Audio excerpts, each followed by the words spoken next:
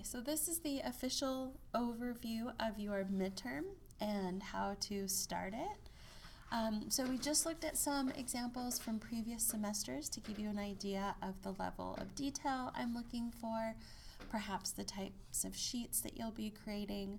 And we're all going to start today by downloading these two base plans to get the project started. So really today we're going back to those first, first like 3 weeks of class where we were constantly starting our projects, and so with that, what were the things that we thought about and considered before we even started a project in Revit? Can you guys think of anything?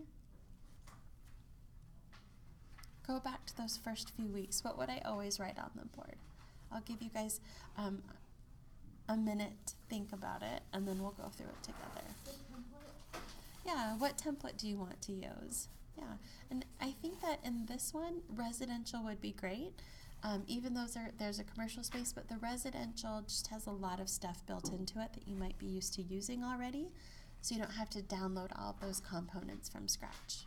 Okay, good. So template. Good, wall type. So how thick are your exterior? You guys are kind of in control of the aesthetics. In the past I've always said, it's this kind of a house, or when we were working on our casita, we knew that it was a stucco building. This is your design, so you get to decide the wall types. I do ask that you guys distinguish between exterior and interior though. Good. What else about the walls should we think about when we are drawing our walls? Maybe that'll help. Yeah, so good. So think about the different levels. When you start your project and you draw the exterior walls, this is the first time that we're going up to a second level, right? I think when we first started playing around, we had second levels or roofs that we'd go up to. But this will be the first project where it's really distinct, where on the exterior, the walls will start at our main level, street level, whatever you decide to call it, and then it's going to skip past the second floor and go up to the roof, right? It's not like your walls stop and then you build new ones. That first wall, or that exterior wall, goes all the way up. Now on the inside though, if I'm on my first level, especially in a space like this, those walls typically go right up to the deck of the floor above it. So your first level walls, not your exterior, but your first level walls, will start again on main or level 0 or level 1, whatever you call it, all the way to the bottom of the second floor. And then your second floor walls start at your second floor and then go all the way to the underside of your roof. So you have to account for space for the floor? So you will have a floor there, and the walls will automatically connect to it. Yep. That's the nice thing about Revit. It knows that those two are still part of each other. The interior will go to the bottom of the floor. And there's a foot or so for the floor. Yeah, so it's going to go to the bottom.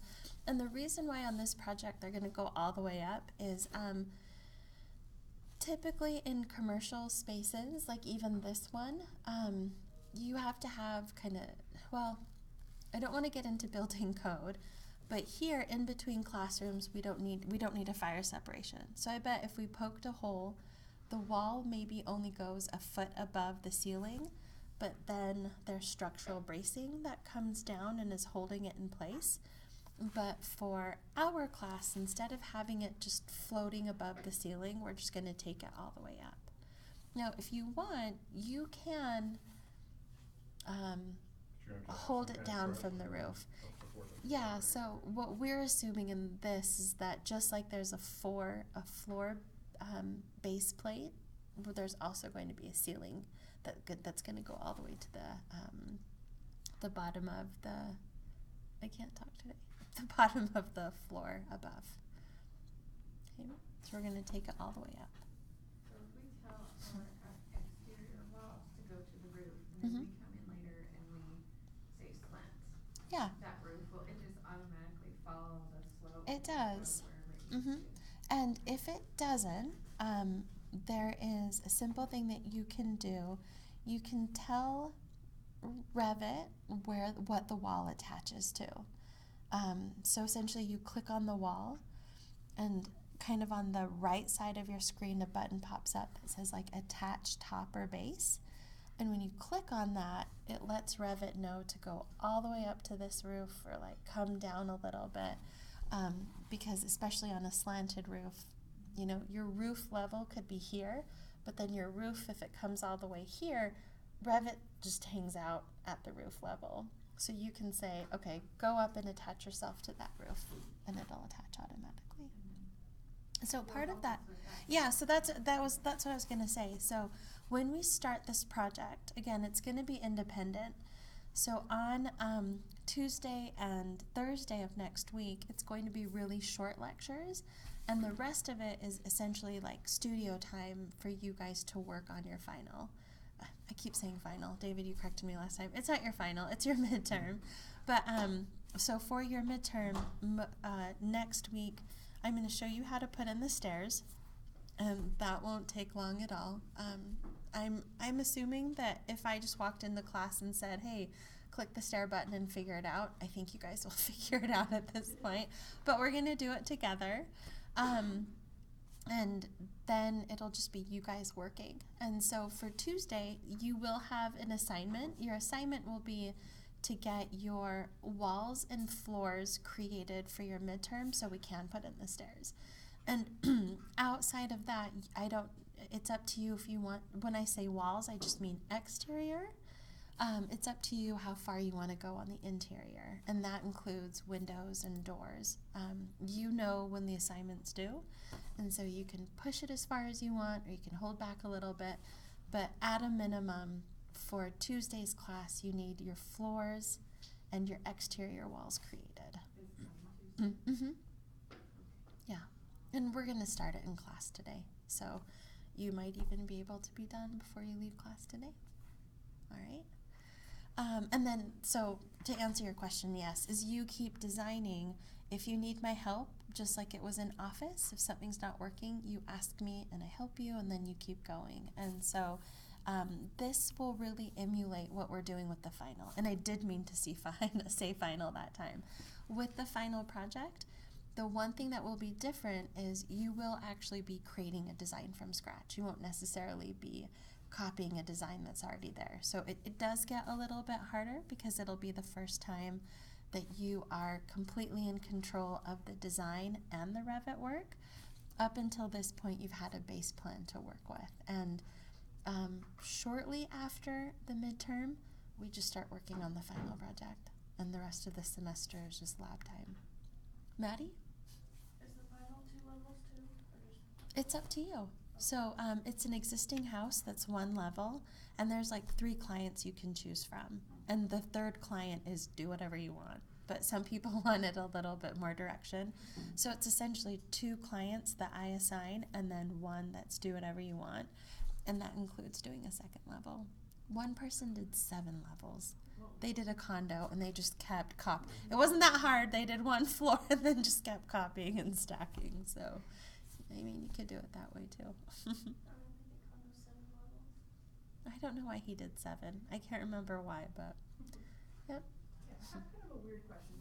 I love those. Yeah. It's just like, it's kind of off subject. How often in the real world would you say that you have like, because some people, like, their job is to take like hard plans and put them into Revit, right? Yeah. So how often would you say you're starting from scratch in the real world, and how often would you say that you're using an existing plan? Does that make sense? Yeah, so for my, in my line, it depends on your line of work. That's what I'll say. So in interior design, I think the majority of your work will be starting with something that already exists, whether it's somebody who's hiring you to come into a home that hasn't been built, that an architect has designed, but they have plans for you. But there are interior designers, especially up in Logan, I can't remember their name, they are like the #1 home designer up in Logan. So it's not an architect, it's not a contractor, it's an interior design firm designing homes from the ground up. So those are kind of 2 different situations. Mm-hmm. Now, I'm an architect, but since having kids, I mainly do remodels and tenant finishes. So I go into existing structures, and even though there's not usually an AutoCAD plan there for me, I have to go and measure out the building and make existing plans for it, and then add my own designs on top. In fact, this is my favorite tool. This allows me to measure buildings on my own. So it's a laser, I'm going to say laser level, that's not what it is. I'm still not firing on all cylinders, but this is about $100 or so. I got it at Home Depot, and it just makes it so that nobody has to hold the end of my measuring tape. And it's insanely accurate and so fast. And I had a proud moment in spring where a building that I helped design they were trying to rent the upper floor, and the real estate agent was saying that the building was like 2,000 square feet bigger than it was. And I was like, no, I've measured it. And he's like, you measured it wrong. And he spent 2 days remeasuring it, and I was like 2 feet off. So essentially I was right, but I was like, no, you're hiring a whole team and wasting your time. I know my numbers are right. And it was a big deal because as a client, if you're going to go rent a space and you think it's 2,000 square feet bigger than it is, that's significant. And I was like, that number is wrong. You can't advertise that. Anyway. I still use it for the exterior. I can still shoot it. No, I can still do it. Well, you just have to trust you're pointing the right thing. Yeah, and it'll tell you like it. You know, there's a level on it that gives you a green light. Like the level straight, it's going to be accurate. Because like as David's saying, if you don't know if you're tilting too far up or down, but it's fun. I'll show you in here before we go. I will measure this room. It's so much. I'm a dork. I think it's fun. Fun is subjective, but it's my kind of fun. Actually, one that had an angle thing too, so you can Yeah, this one does too. distance and the angle that Mhm. the slope is. Yeah, we've got so many fun What the toys. elevation is. Yeah. Yep. So Riley, that's such a political answer. Like it's just, I answered it without answering it, but it depends on your line of work. But I think that the majority of interior design work, there's already an existing building.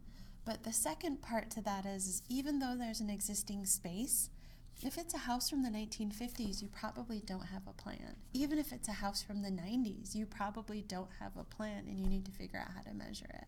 So that's part of it. So for our midterm, let's go ahead and download these base plans. And I'm going to pause for just a minute while we get them downloaded. The next part of our class is going to be how to import the CAD files, and then you guys setting up your levels. So that's one thing I'm kind of clueless on. You guys have to help me remember what your ceiling heights are in Jerry's class, because again, this is kind of going back to your design.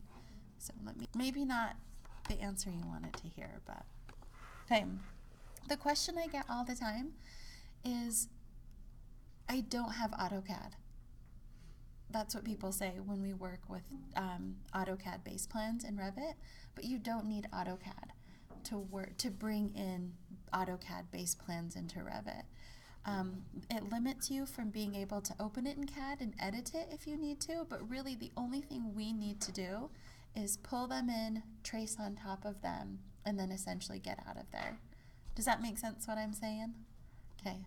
So Riley, in a nutshell, if you're working in Revit and you want to import an AutoCAD file, you don't need AutoCAD to do that. Okay, it doesn't be downloaded. Yep, it doesn't have to be downloaded. It works completely independently. Got it. Now let me go back to this house right here and talk about the AutoCAD base plans, because the first time that we started working with this particular project, I had a couple students run into a couple hiccups, and so before we start, I want to kind of go over this. So we are going to be importing CAD base plans to trace on top of in Revit. And this is really similar to what an underlay looks like. So in the past, when we have done a roof, we've turned on the main floor as an underlay to trace over, right? This time, our underlay is coming from an Autocad file, this base plan 1 and base plan 2. And for those of you who have your CAD files, you'll also be tracing those. So on my main level, it's So when really, you bring an AutoCAD file in, you gotta trace over it. yeah, you just trace your walls over. Okay. It makes it really nice because you just fly through. You don't have to measure. It's nice. Uh-oh. Naima, come back. Okay, I'm so sorry. I feel better, but this congestion just makes it so hard. Okay, so the main level's easy, right? Because imagine we put in our main level here and we trace over it. So exterior walls on the main level, they go up to the second floor, right? And not the second floor, they go all the way up to the roof. Everybody with me, right? Now inside, do you see this little wall right here? This wall stops at the second floor. So I'm showing like a little floor here. Those walls stop somewhere short of where that is. Now up here on the second level, do you need to redraw your exterior walls? Good. You don't need to redraw them. I'm not sure why, but I had at least a handful of students see the second floor plan and then just retrace those exterior walls. And we're not in CAD, we're not working in CAD, so we have to remember that we're using CAD to trace, but we're still working in a Revit file. The other tragic thing that happened was I had someone import their AutoCAD file, and the way that they had drawn it, and this is similar to hand drafting, they had their first and second floor side by side in AutoCAD, because it's probably what it looks like in hand drafting, like they're on the same sheet of paper side by side. They drew their first and second level side by side on the first floor. And I just laid on the floor and cried. Just kidding, I didn't. But inside my head, I did. So again, we're working in Revit. We're trying to physically build a whole building. And you would, in real life, you'd never walk around town and say, oh, my second level's next door. Let's walk outside and open a door. I mean, that could be a really fun, like, amusement park ride, but in reality, that's not what we're building. So remember, we want to stack those two things. Okay, so on that note, let's hop into Revit. Hopefully you guys have your base plans. So, never mind. No, please, go ahead. It's I good. was just gonna say, so I clicked to, like, download it. Yeah. It wouldn't open it. Is that okay? Yeah, we're not opening it. We don't need CAD. That's totally fine. We just need it saved somewhere, and that's the same thing at home. I had a lot of people last year say, I can't even open it. I'm like, you don't need to. We're just importing it in Revit. Okay, that makes sense. On that note, though, you do have CAD on here, and the reason why it's not opening is because you've just never started up CAD here before. So if you just type in the word AutoCAD and run it the first time, it has to do like that first startup thing. Then it'll know what to do with your file. Okay, so if you guys care to follow along, you can go ahead and start your midterm project today. Like this can be the file that you use to start your midterm. So again, I'm going to go to New, and Sorry, I'm back. We are supposed to be. nowhere. Were we supposed to download something? Yes, sorry. That's where I missed you. All right, so on Canvas, there is this midterm project, and you might have to hit refresh. I think, no, actually it should be there. It was published at the beginning of class. If not, just hit refresh. The only thing I changed were the dates. So, Under assignments, right? Like on your dashboard, you can scroll down. let me go to student view. You can see it though, Maddie? Oh, there it is. I told you, there it is. Can you guys search for assignments like I can? Okay, so if that ever happens again, at the top of your assignments, do you see where it says search? If you know that the word midterm is in it, you can do that. Okay, so the base plan 1 and base plan 2, is that level 1, level 2? Mm-hmm. Okay. Yep, 01 is the first level, 02 is the second. And remember, you don't have to open them, just download them. You can right click and do save link as, so you can put it like in a folder. You can just download it, either way.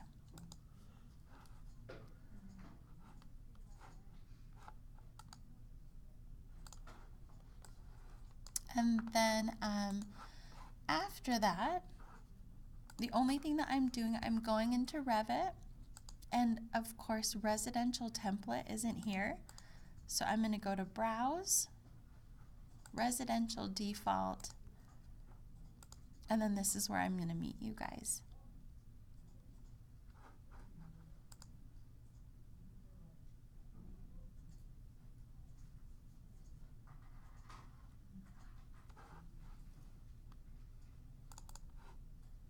This is where I'll meet ya.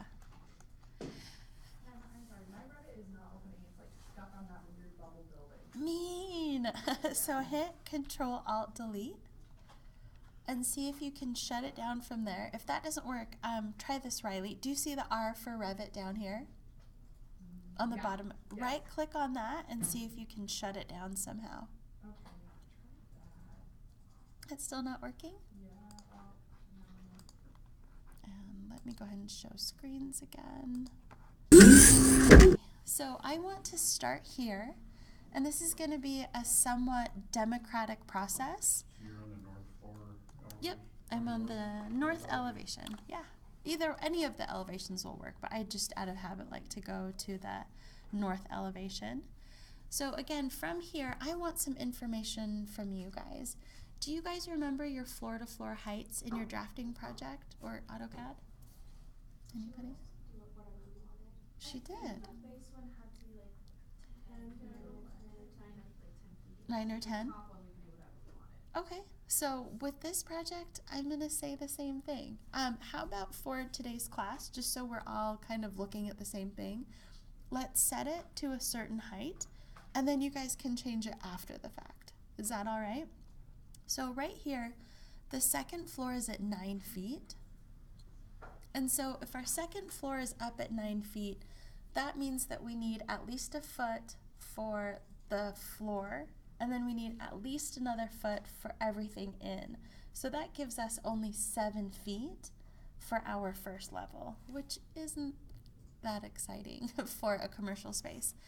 Let's bump this up to 13. No, let's do, I was going to say 13 only so we can have 2 feet so that there's room for ductwork and lights. Let's do 13 feet. So that's a 10-foot ceiling. So your floors and everything is coming out of that height Mhm. that you're setting that second Yep. floor at. So if you could let me do reference planes here so you can kind of see.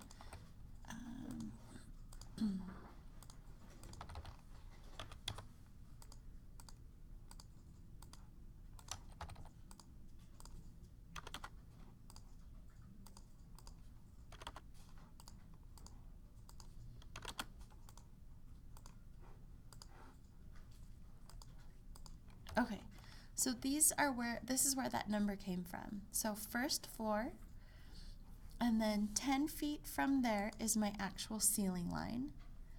And then this foot of space is room for lights and whatever else is in the ceiling. This foot of space is for ductwork to run through.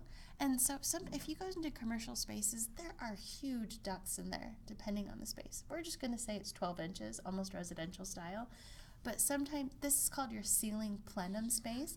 This can be up to 4 or 5 feet. It's crazy how big some of these spaces are. We're just gonna say it's a foot. And then this foot right here is for the actual floor joists. Does that help? So that's where I got that number. And then after that, we have to say, how tall of a ceiling do you guys want in your apartments? 10? Okay, so if we go 10 feet for the apartment, then let's do another 3 feet for all the same things, right? So we have to add another 13 feet on here, so I think that puts us up at 26. Let me copy these up.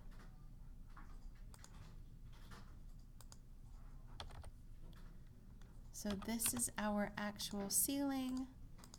And then same thing, we've got lights, we've got ductwork, we've got structure, and then finally the roof level. So pretty significant difference from where we started. 13 feet and 26 feet here. Were those just references that you used? Yeah, just so I can kind of outline where these were. Faster than detail lines. Good. And then you guys can call these whatever you want. Again, you can call it street level, main level, first floor, apartment level, whatever you guys want to call them. I typically like to do 0, 1, just so it comes up in order. So my basement is 0, 0. But my first level would be like 0, 1, street level. And then my second level, I'll do 0, 2, what's a fancy word for apartment? I'll do urban studio. How's that for marketing?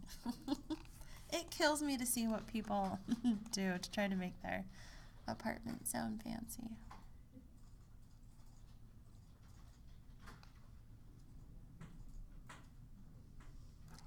And again, it makes my heart happy because these are now in order. Right.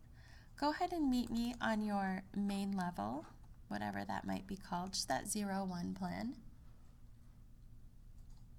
Are we deleting like the basement footings? Yeah, let's get rid of basement, just because we won't need that. And everything else I'll keep for now.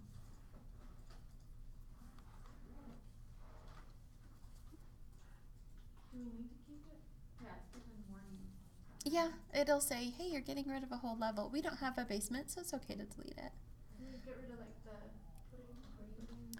I would keep those for now because in all honesty, in the future, you might actually use those. So or if you send it to an architect or a structural engineer to engineer it, they could use those plans. So even if you're not using them, someone else might. Riley, did your computer restart okay? It did, but now it's like, has your projection on Oh, it. here, let me pause so you can. Okay. So again, in our main level, we're going to go to Insert. And can you see how many options do we have for CAD?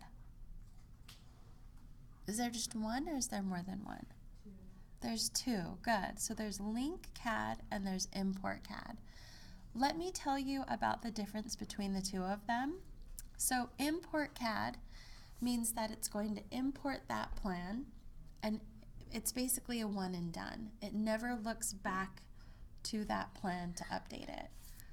Link Plan, what it allows you to do, let's say that, and this is an actual example, you might go into a firm where the person who's the project manager, they might be a little bit older and have never trained on Revit. And so they might be going through and doing all of their designs in CAD, but it's your job to update them and put them into Revit. Now, because you guys are a team, as this person is working and updating their plans, if you link the CAD, it'll make it so that when this person makes changes, it also updates it in Revit. It doesn't mean that it's like moving the walls and actually editing your Revit work. The only thing that it's doing is updating that CAD base plan because someone else is still working on it. Do you see that situation, how that's working? Now, I've never been in a situation like that before. I've only needed to import it and then be done with it. But that's the difference between link and import. So if you link CAD and you never update it again, it doesn't make a difference. If you import CAD and then someone updates it, it's still not a big deal. You can always get rid of the first one and then bring in the new one. So it's not like you can't redeem it, but I want you guys to know the difference so that depending on the project you're working on, you can pull in different examples or pull it in the correct way. The link and file get moved around and you lose link too though, so. Yeah, but that's a whole different, Yeah, you know, yeah. that could happen with 'cause anything. files, you know, this project moves on, they get moved to a different server or different drive or. It shouldn't though, like, cause if it's a project that like Maddie and I are working together, if it's a current project, you're not gonna take a current project. Well, yeah, that's just and like move we CAD consider without a little Revit. bit, so. You can still fix it. It can still be redeemed. Even if that happens, you can go through and relink it. And I think that's my biggest thing is don't be scared of Revit. There's nothing that you can't go back. Okay, knocking on wood. There are things that you can't go back and redeem, but for the most part, it's pretty flexible. So I'm going to import it just because we're going to be one and done. And it's asking us, as usual, where is it? So this is kind of where you guys have to remember where you downloaded it. And again, we're starting with base plan 1. And then once you guys find the file, I'm going to talk about some of these options for bringing it in. Riley, is it being nice now? Yeah, I just did something stupid, so I'm gonna fix it right now. Fair enough. Okay. So I'm going to go ahead and talk about what we're looking at here. So all of these things can be done after the fact. It's just easier to do them now. So the first thing it's asking you is, do you want to preserve the colors from CAD? For those of you guys who have experience in CAD, the colors mean nothing. They're just to help you to see what's on the screen. You know that in CAD, they should be printing out in basically grayscale. So if you want to preserve the colors to make it easier to see, you can preserve it. But if you think you'll be printing, excuse me, if you think you'll be printing off any portion of it, you can pull down and change it to black and white. So in the past, if I've been working on like a strip mall, and I'm only working in one space, but the city needs to see the context, I will bring in the CAD plan in black and white so that I don't have to redraw that whole thing. I can have the context there, and then I'll just go through and do my Revit portion for my tenant space that I'm working on. So either one works here, black and white or preserve. We're going to be turning these off. Like, we won't be using these, so it's up to you what you want to do there. Layers and levels, you can do all, or you can do what was last visible in CAD. If that means nothing to you, you can even go into specify mode where you can click on the things you want on or off. But again, all of those can be done after the fact. So to start, I'm going to go with all. Now the importing units, I just do auto detect. It will know automatically how to pull it in. And then positioning, instead of doing auto origin to origin, I like doing auto center to center. So it finds the center of my CAD plan and it puts it in the center of my Revit plan. I think that's an easier way of finding it. And then by default, it's going to go in at the street level because that's where we're working. Okay. So again, even if you changed nothing here, even if you didn't change the positioning, it would still work. Okay. And then once you hit open, it should have kind of gone right to the center of your plan. That's what the center to center does. Your AutoCAD plan might come in like this. So what you if you did all of that and you can't see it, if you double click on your roller ball, it'll find it for you. Okay. Because you guys might have random stuff everywhere. I just pulled in a clean plan, which is mean because when do we ever have a clean plan? But here's our first base plan that we'll be working off of. And now let's go into our second level. And you see the first level kind of ghosted in, right? For the second one, I want you guys to import it and try to line them up on top of each other if they're not already.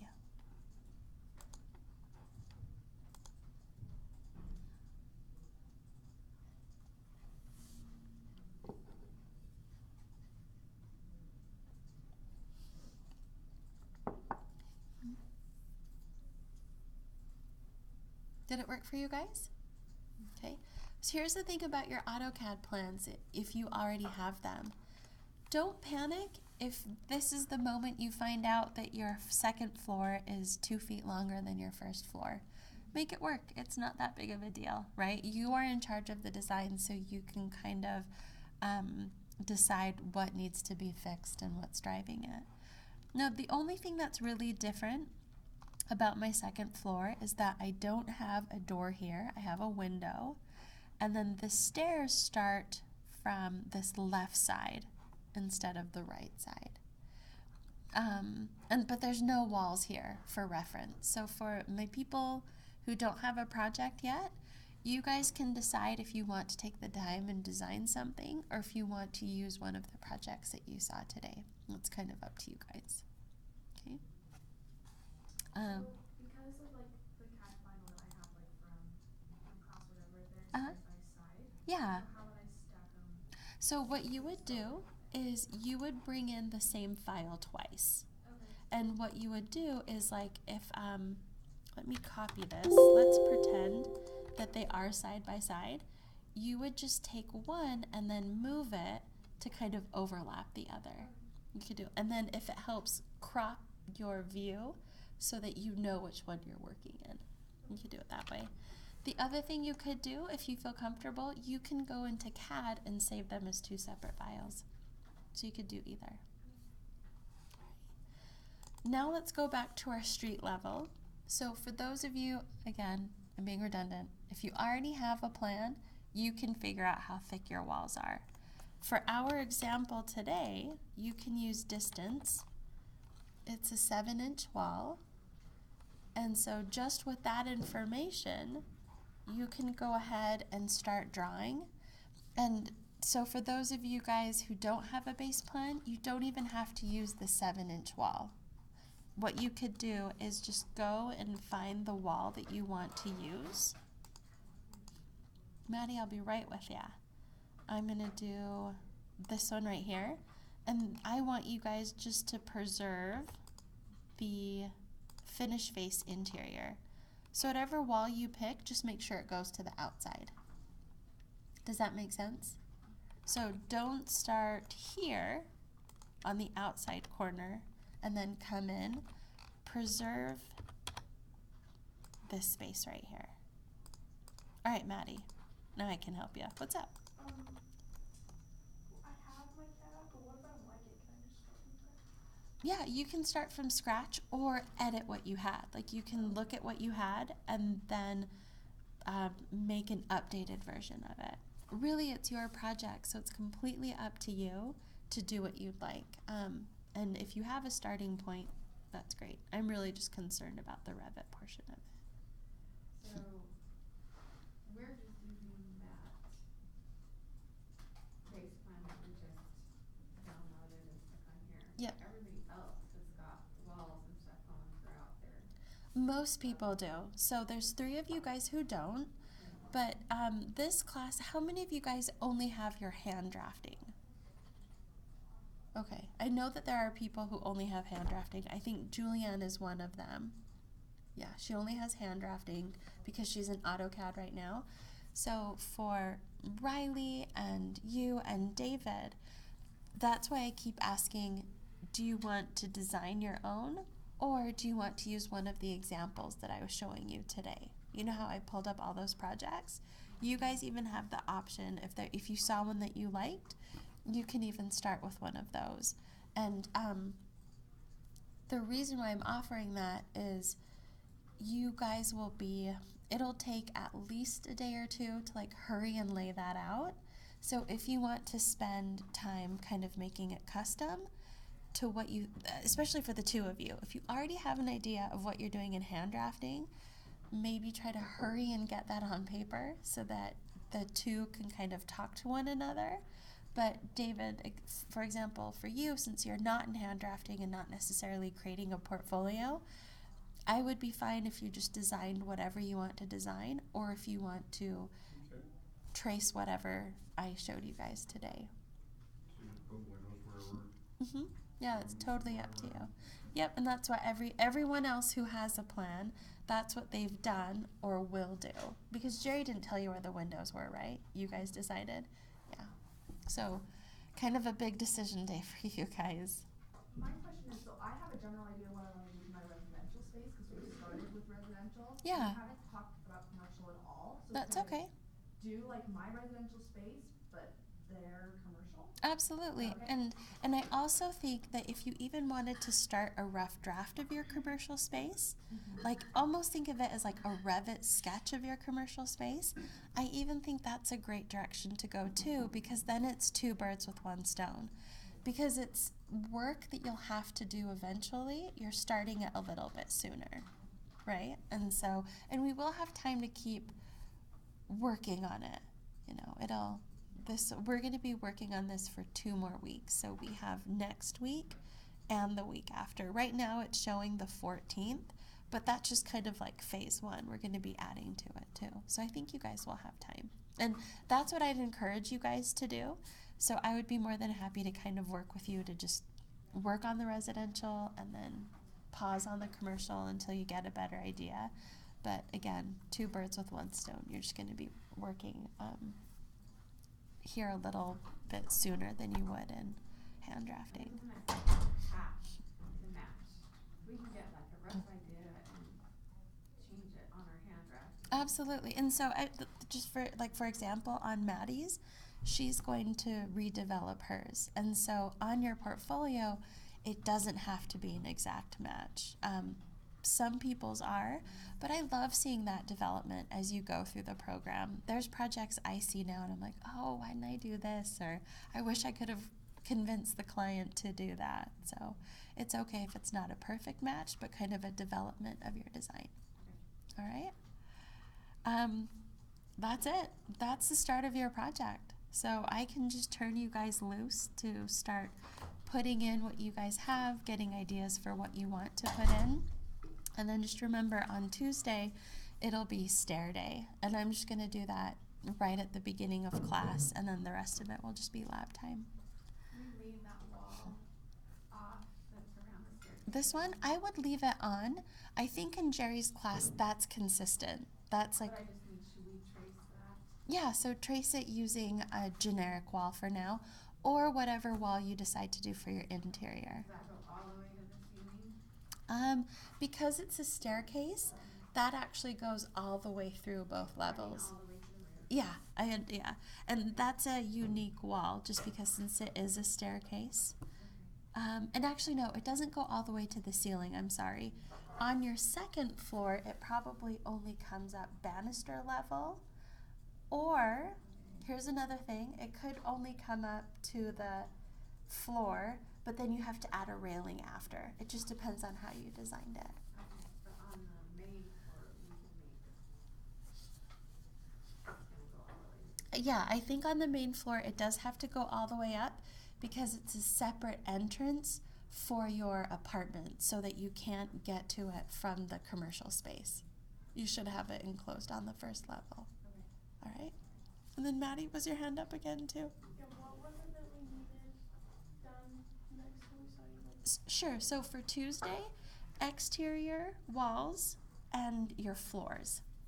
And then interior walls, if you want to start, you can. We are going to put in this interior wall on Tuesday, and it'll take less than 10 seconds, I'm sure. All right? Okay. So this is a commercial and residential? Yeah, the main level is a commercial space, and the idea is that the person who owns it, right, lives upstairs. That's what I'm assuming, or is it? Yeah. So whoever owns the shop lives upstairs. so can you put, sorry, I got all these questions. Get about. You're fine. Can you put floors in before you put interior walls in? Yeah. Okay. The order doesn't matter. You can do it in whatever order. You could even not do your exterior walls. Like you could do floors right now, and it'll just be floating levels. Okay. So. And then if we want to change our flooring types later, once we get our interior walls, we can do that. You can. And one thing to remember about that is when you have different flooring types, you either draw different sections of floor, or you draw one generic floor that has no pattern on it, and then you go through with the filled region and put it in. Okay. And that's the way that I prefer.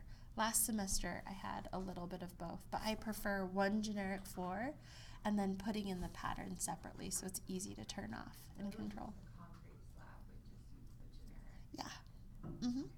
You got it. And I'm keeping this up just because, Riley, I don't know if you got it. Oh, I got it. Oh, you did? Yeah. Okay, great. Mm-hmm. All right. Thank you. Maddie? So how did you move this around? Okay, so are you on your second floor or is that your first floor? My first floor. Okay, so on your first floor, just leave it where it is. But then on your second floor, you're going to bring it in again. Good. Is it there? It's like shadowed. Yeah, so is there just one? I can't tell. Okay, No, so I have them side by side. uh-huh. I have like one. Yep, so what you're gonna do, import it again, because that's the one I gave you, right? So import it one more time, and then you're just gonna use the move command to move the second floor down on your first floor. And here, let me show you on my screen an easy way of doing that. Let's pretend, see how my CAD plan's up here? Let's pretend that those are the two different ones. Click on the one that you're doing and type in MV. And I always like to find an inside or outside corner that's common, so I can grab it from here and then line it up right there, so I know that they're sandwiched on top.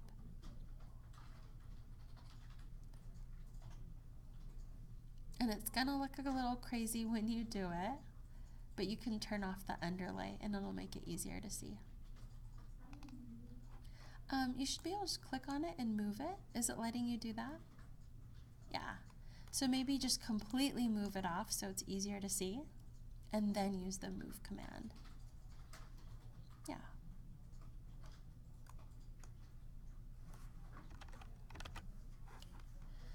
I'm going to go ahead and stop the lecture. Remember, I'm posting two. The first one will be unlisted in our discussions.